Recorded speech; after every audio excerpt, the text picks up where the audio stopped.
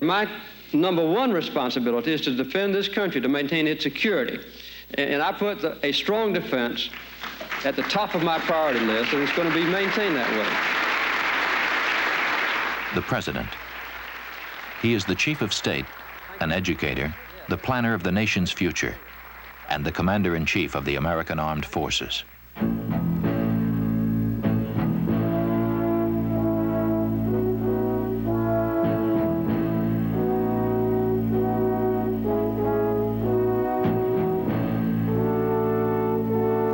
When President Carter sits down in the White House with the Secretary of Defense, he brings a hard military professionalism to the meeting. That's right.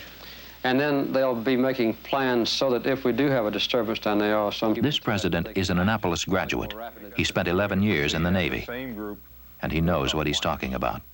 Exercise the forces, and then in the case of a contingency, assign the forces to them for operational command. For the last 30 years, the American president has had an awesome responsibility that no other person in the history of mankind has had. And that is really the decision as to whether or not life on this planet, civilization on this planet, will continue.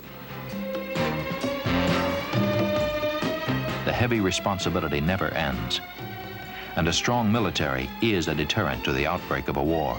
But your presence in the Indian Ocean and in the Arabian Sea served to project the presence of the United States government and its military forces in a time when your presence was crucial to the maintenance of peace and to the provision of a stability in that troubled region of the world, vital to all nations on earth.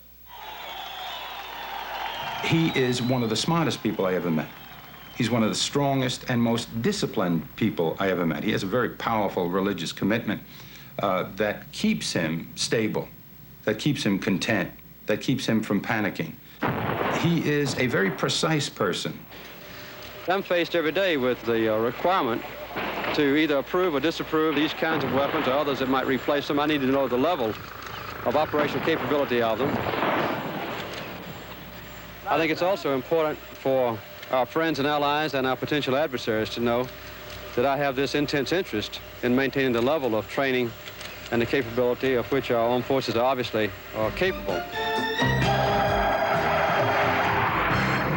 But even an annual expenditure of $135.6 billion does not bring the final security.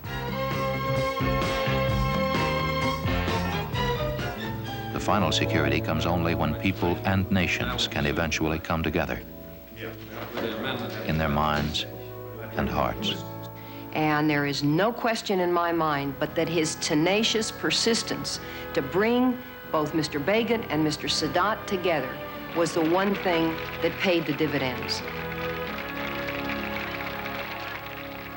The Camp David Conference should be renamed. It was the Jimmy Carter Conference. Jimmy Carter is a man that doesn't need a lot of pomp and circumstance. Those that are close to him, I think, would also say that he's a firm man, that he hears both sides, that he's got mature and sound judgment. And that's the kind of president whose hand I want on that red telephone. Free! Left! Free! Left!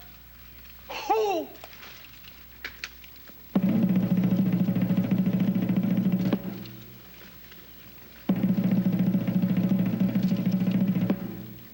President Jimmy Carter, a military man and a man of peace.